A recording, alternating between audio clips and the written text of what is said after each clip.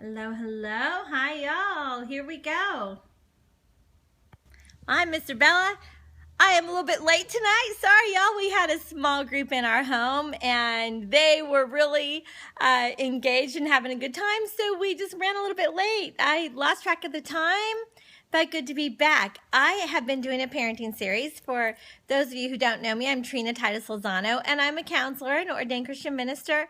And speaking specifically about parenting the last week, this last week and then this week also. But the reason why I'm talking about this is because this is a topic that a lot of us really need some careful instruction about. There are some tough situations that we don't know how to deal with.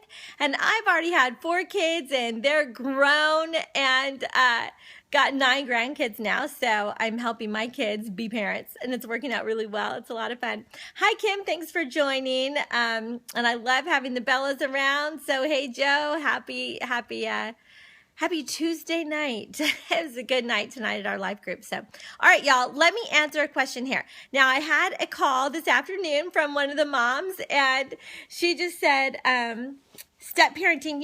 I've got to do a Periscope on step parenting with a friend of mine that's got experience in that, because I really want someone with personal experience to talk about that, okay? Because that's challenging, really challenging.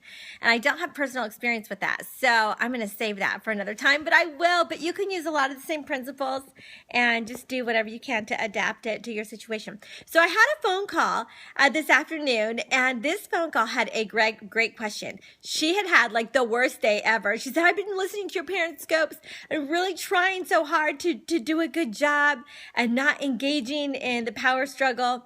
And, she said it was bad because this morning we had a huge power struggle, and she said, and I did horrible. I lost it. I totally lost it.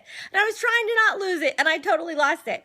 Well, I just told her, you know what? Give yourself a break. And that's the thing about being really relational, because when you are so relational with your kids and you're so intentional about having that solid relationship, if you blow it every once in a while, it's going to be okay. It's not the end of the world. But thank you for the hearts, by the way.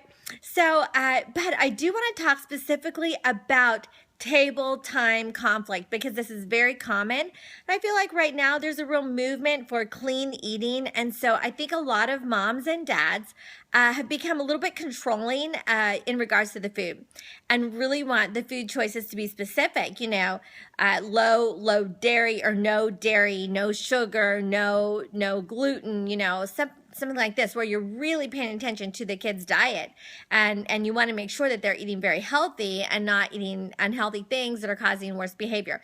But it could be a real time of conflict. And I don't want that to be the case. So with this lady, her daughter is only allowed to have 1 banana a day. And she already was planning on her having a banana at snack time. So when the little girl had finished breakfast, she said, I'm still hungry. And she went to get a banana. Her mom said, no, you can't have another banana. So her mom limits her to 1 banana a day because she's had digestion problems. So it became a real problem, and they had a major conflict. So I was just going to make a few suggestions in case any of you have run into similar problems with your kids. Now, of course, it was busy time right before you're headed out the door to school. And so it's just that time of day where it is a high stress time, and you're trying to hurry, you're trying to rush the kids. And here's time where, the conflict happens, and that's not going to be unusual at all. So anyway, they had this big conflict, this big power struggle over this banana. Mom said no, she wanted it anyway. Mom said you can choose a few different fruits, but you can't have that one. And then she just threw a tantrum, and then things escalated. Well, let me tell y'all, you cannot talk about fire prevention in the middle of the fire, okay?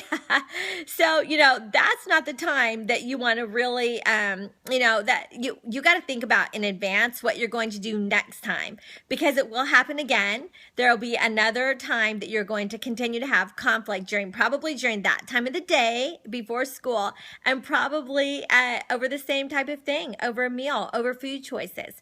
So if that is a battle that you really choose and you want, it's important to you, what I would do first, if that was me, and if it was happening today, I would recommend, let's just paint the picture. She wants the banana. Mom's already said no, okay? and she, the things escalate. She wants a banana, so she starts throwing a fit, or really, I don't know how big the fit was at the moment, but just have an attitude. Yes, she wanted the banana. I would leave my space where I was sitting, walk around, and really kneel down next to her and say, I said no. Obviously, this is very important to you because you're getting really upset. I understand that you're upset because you feel like you have to have this. So I get that, but you're not allowed to behave this way. So come on, and I would just take her hand and I would take her up to her room and remove her from the situation. Remove her from the situation. Now, as you remove her from the situation, you can have a good talking to her. You can get to the bottom of, in this one-on-one conversation, why are you being disobedient? Why is this a struggle? And then if she continues to do that, then you've got to enforce the discipline there. But I would do it one-on-one, and I would remove her from the situation as soon as it begins to escalate. Another thing you can do is if you decide, you know what, it's not that big of a deal. If she wants another banana, give her another banana. But here's the thing, you have to keep the authority. So here's another way that you could kind of handle it. You could say, oh, so it's important to you to have that banana. I would still go around. I would get down next to her and I would say, you know what? Mommy said no, you're not allowed to have that banana right now because I'm worried about you having stomach problems. But I'll tell you what, if you can tell me why you really want that banana, I might consider changing my mind. Hi, hon. I might consider changing my mind. And then, so let things de-escalate.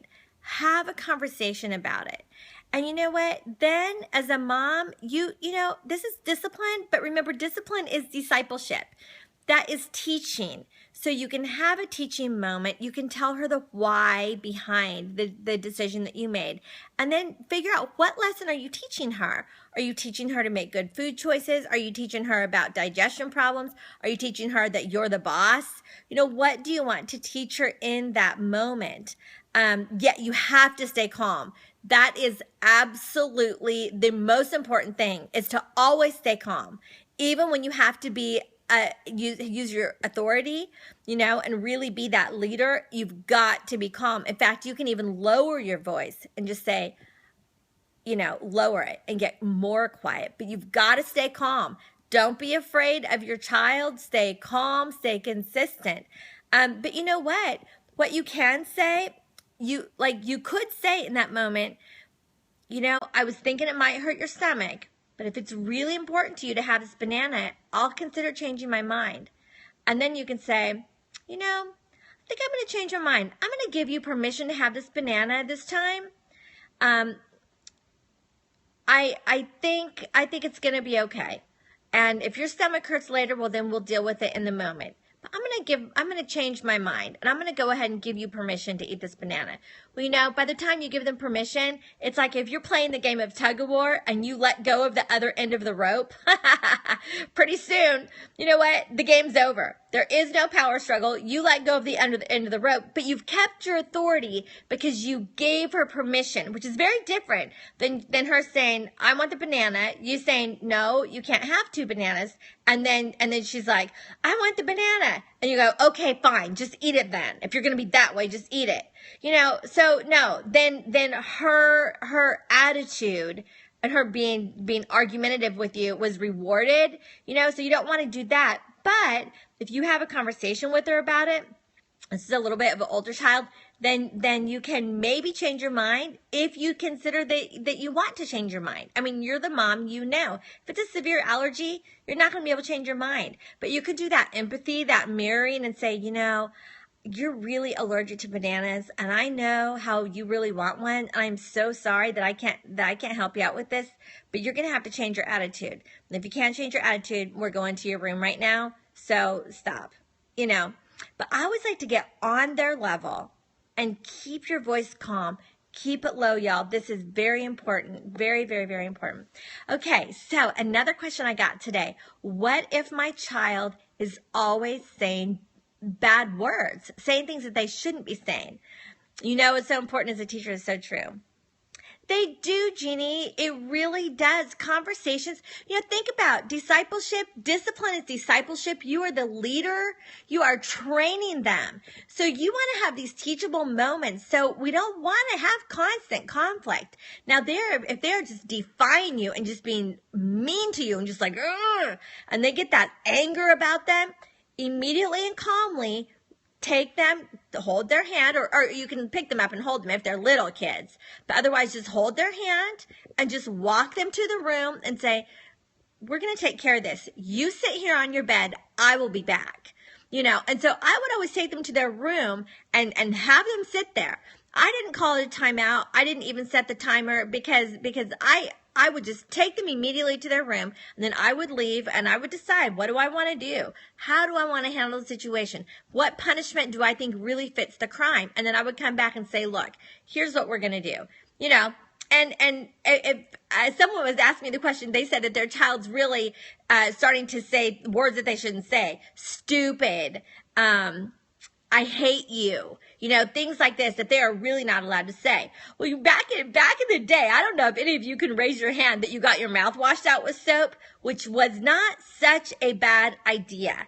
Really, because kids have got to learn you're not allowed to say that. A lot of times, kids pick up bratty things that they're saying through things that they're watching on TV. So there's a lot of shows on TV or on the internet, that they're watching they're just little bratty kids, and they're mimicking that. So be very careful with what they watch. And also, weak parents are on the shows that they're watching, and that's not okay either. So they're not seeing good examples of parent-child authority and a parent-child relationship. So yeah, if your kid is saying something that they should not be saying, same thing, very calmly. Let me just say, well, it's true. It's the world that we live in. Okay, if I'm in the dining room and I hear my child saying something either in the other room to another kid or in front of me, I would not say a word. I would just take their hand, march them straight to the bathroom, say, stick out your tongue. And I get a bar of ivory soap and I'd be like this, and say, okay, spit. They'd be hollering and screaming. And I'd say, okay, you stay right here and I'll be back, And I'll say, okay, let's make that right. Let's make that right. You're not allowed to talk like that. I don't say, and you've got to be a good example. Yes, you can't be a bad example, parents. You've got to be a good example. But, you have to say, okay, you've got to make this right. So in our house, we give up put downs. We right wrongs. And so we give up put downs. You will not put someone else down by calling them a name. You won't do it. I won't tolerate it. It's not allowed. You will get your mouth washed out with soap. It's not allowed. But you're going to have an opportunity to make this right. And do you know why you just got in trouble? So always ask them, yes, what did you say? Whatever, they called them a name, or I said, I hate you, or they did some sort of a name calling thing, stupid, called them stupid. Say, yeah. And you're going to go make it right now. They're not stupid, and you're not allowed to say that. So let's go make it right. And then they have to say what, after the punishment, they have to say what they did wrong, and they must make it right. Not by me telling them, don't say stupid. Now you say you're sorry. You say they're nice. You say they're smart. Don't you say that. You say you're sorry. I would never just correct them verbally like that, because they know. I would just stand up without saying a word, go get them, march them straight to the bathroom and say, we're taking care of this. I heard what you said. Stick out your tongue. I'm taking care of it. And I always use ivory soap because it's pure, right? So, yeah, but don't say anything. Do not give the warning. They already know that is wrong. We had the rules of the Peace Builders at our house, which was give up put downs, right wrongs, notice hurts, seek wise people, and praise people.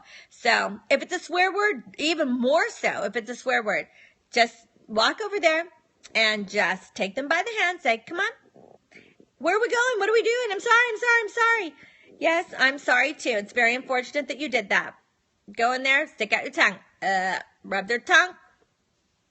They can sit there and they can spit and rinse for quite a while until that's done. And I stick with them. I stay right there and make sure it's all done. I say, okay, now let's make that right.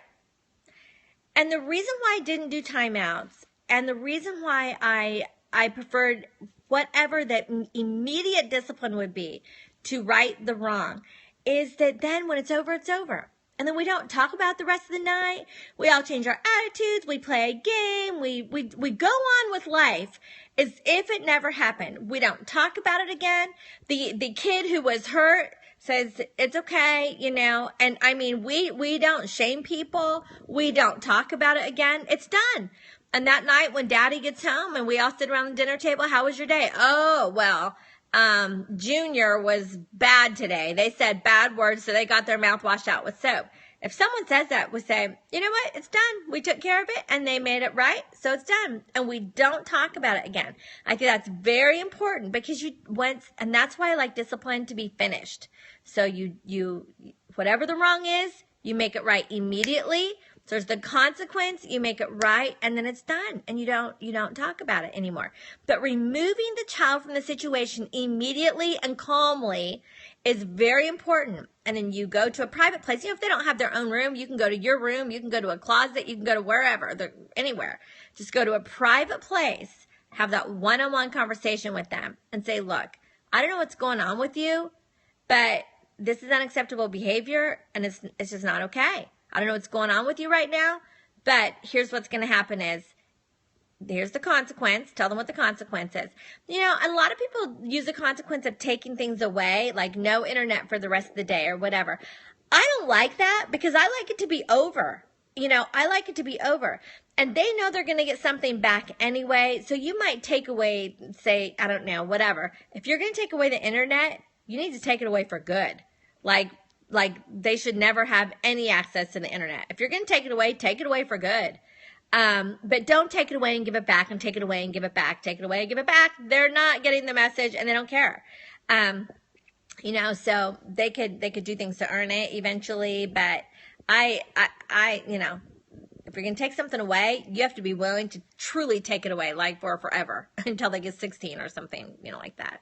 But if you're just going to give it back, they'll just wait it out and they'll keep the bad attitude. And that's another thing that I don't love about timeout is it's important that they change their attitude immediately. They have to acknowledge what they did wrong and they've got to make it right. And they need to make it right immediately. And then it's done and it's over. And then we just move on and it's okay. Everybody has a do-over. So, you know, and we don't shame them. We just have a do-over. So I hope that's helpful, y'all. Because it's so important. We all need an opportunity to right the wrong and to have a do-over, but there's always consequences to bad behavior, right? Always consequences. And the consequences should be immediately, swiftly and immediately, but calmly, okay? And take care of that. Does that make sense? Okay, Kim, I hope that makes sense to you.